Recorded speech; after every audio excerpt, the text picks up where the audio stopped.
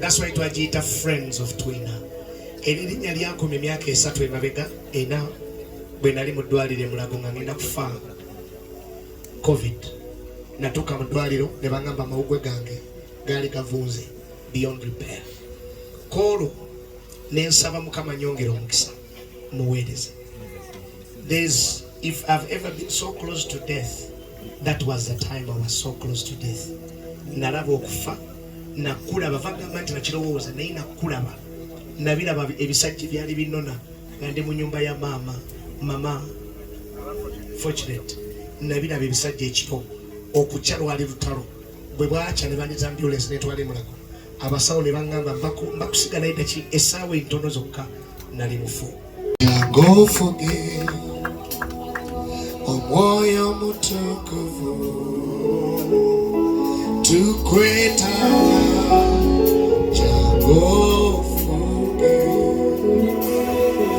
jango forget omwoyo mutukuvu tukwetaga jango forget.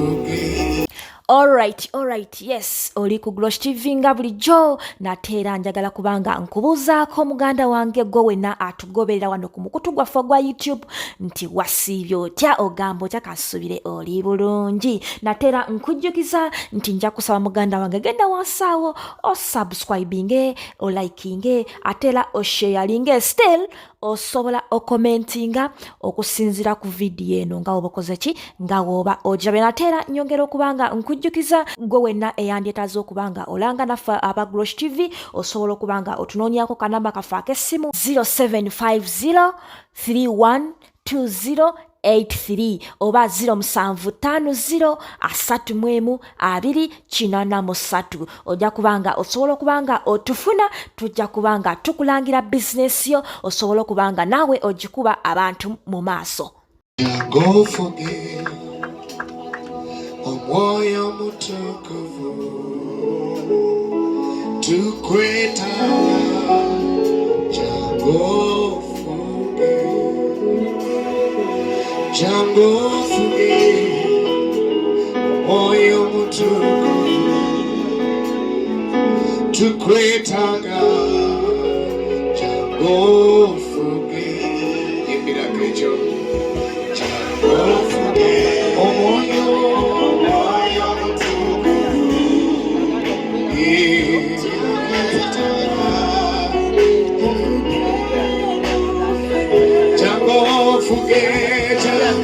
forget, omwoyo mutukuvu tukwetaga jango forget. One more, everybody sing jango forget omwoyo mutukuvu tukwetaga jango forget. Jango forget, jango forget omwoyo mutukuvu tukwetaga jango forget. Jango forget omwoyo mutukuvu tukwetaga jango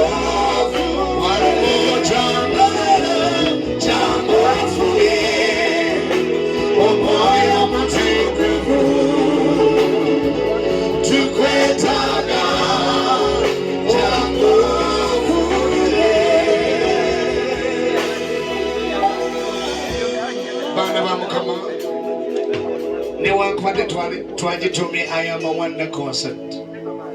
It is not about one song. It is not about one artist. I am leading the preparation, but it is about lifting the name of Jesus high. Tugenda kusinza Mukama. Nsaba mbayite mwenna. Ebigambo byange si bingi. Baganda bange mbawulidde. Wilson Ngoma Joseph, muganda wange Godfrey Kwezi, tugenda kuyimusa Yesu. Tetugenda kuteeka linnya lya muntu mu maaso. Nze nkulembedde kubanga emyaka okuva 2016 nakolanga concert gye bayitanga Friends of Twina. Okuzaalibwa kwayo nali nonya ssente nga mpita mikwano gyange gye mpadde omukisa okuyita mu mwaka koloba gye mbayimbire bampe ku ssente zaabwe. That's why twagiyita Friends of Twina. Erinnya lyakoma emyaka 3 emabega ena bwe nali mu ddwaliro e Mulago nga ngenda kufa COVID. Natuuka mu ddwaliro ne bangamba amawugwe gange gaali gavuuze beyond repair. Kolo nensaba Mukama nyongera omukisa muweereze. If I've ever been so close to death, that was the time I was so close to death. Nalaba okufa nakulaba bagamba nti nakirowooza naye nakulaba nabiraba ebisajja byali binona nga ndi mu nyumba ya mama fortunate nabiraba ebisajja ekiro okukya lwali lutalo bwe bwakya ne bandiza ambulance netwali Mulago abasawo ne bangamba mbakusigala edaki essaawa entono zokka nali mufu nenwana ne COVID e Mulago nensaba Mukama nyongera omukisa nkuweereze.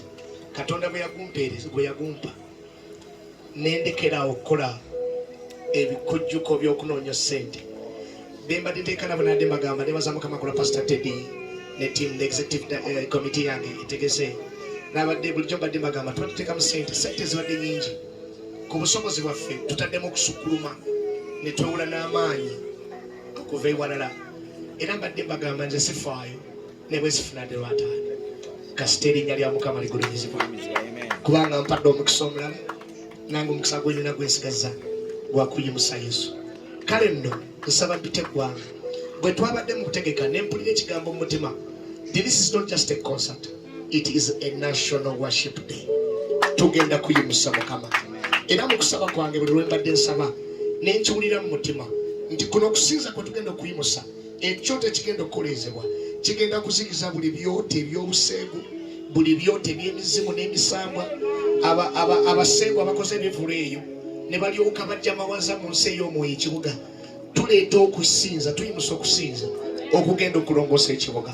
Kale baana ba Mukama mbaaniriza oli yambuuziza nanga musoma kituteeka Serena kubanga olina buli kyekyetaagisa okutegeka Serena ne mugamba ekizibu kya Serena erinamu element ey'okusosola nti Serena etuwa class ate Katonda ayagala buli class. Ne mugamba mpulira nga ekisa kyempulira kyakubanga Katonda bwakka n'ow'emitwalo ebiri n'atunda mu katale n'atunda ennyanya n'akola ku mafuta n'adde kunywa amafuta ku petrol station y'emu. Omwana n'ambuuza musumba konsati ya misana yakiro nga simanyi agimanyi ne mugamba yakiro neyeebaza nnyo nanga Mukama yeebale kolo nja kukola misana n'atunda ku petrol station kubasasula $25 ku 3 nga sobola okujja ne tuyimusa Mukama. Kati nsabye buli ampulira buli andaba tosigala waka toleka waka yadde house help toleka waka yadde baana bo kiseera kyakuyimusa Yesu. Leeta abaana leeta maama leeta taata na mukwano gwange maama wali eri Masaka mu kyalo yangambye agenda muteekamu transport ajja abeera mu kusinza kuno. So it is not about me, it is not about us, it is about that God we serve. And unlike all other concerts, this is a worship concert, and in my heart I feel it is a national worship day. Please mujje tugulumize Mukama, mujje tuyimuse Yesu. Nzikiriza Katonda talimba yatusuubiza nga tusinza bagenda kuwona nga tusinze ebyamagero bigenda kubeerawo.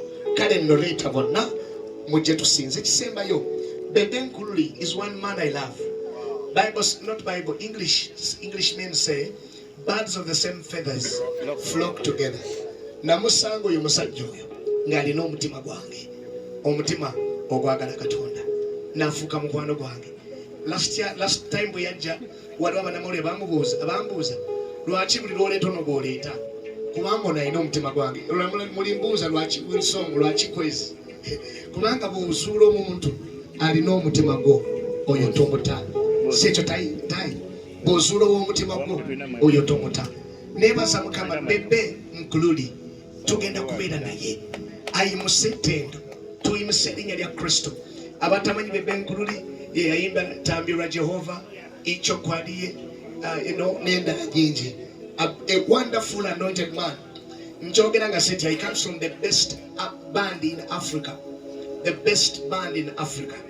Bayimusa praise emizimu negidduka. Bebe Mkululi tiketi yensasule, hoteli yensasule, alinze bulinzi lunaku. Tugenda kuyimusa. Yes, you cannot miss. Njogere chipekeki nze ndi musanyufu. Mukama abampera omukisa, nebaza bana mawulire, nebaza tiimu yange gye nkola nayo. Ngenda kwebaza Edda, Pastor Teddy, GM, the executive committee. Nebaza Family Life Church, pushes and mwenna, everybody on this team. Tusigaze omwezi gumu ne naku ntono teziwera wiki. Kuno omwezi gutumala okutambuza tulita olugambo olutukuvu. Buli omu awulire bino ebigambo.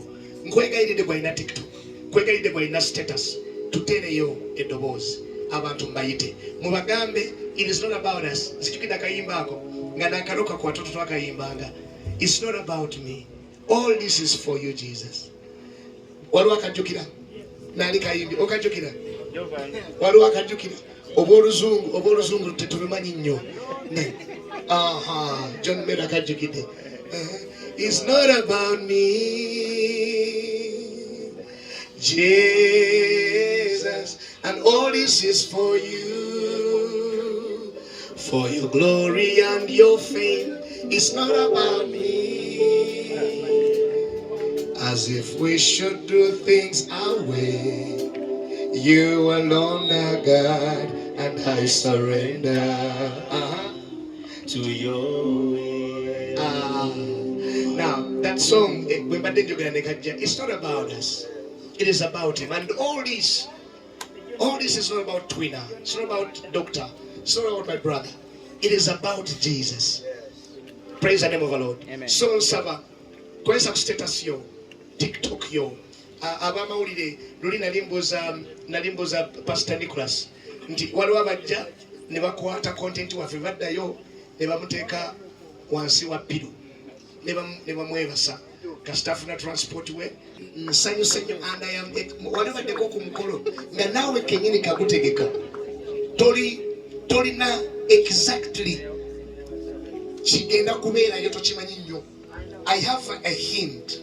I have nina okusuubira kwe nina naye I am sure even me, my mind is going to be overwhelmed. Mpulira nga Katonda agenda kuneewuunyisa nange.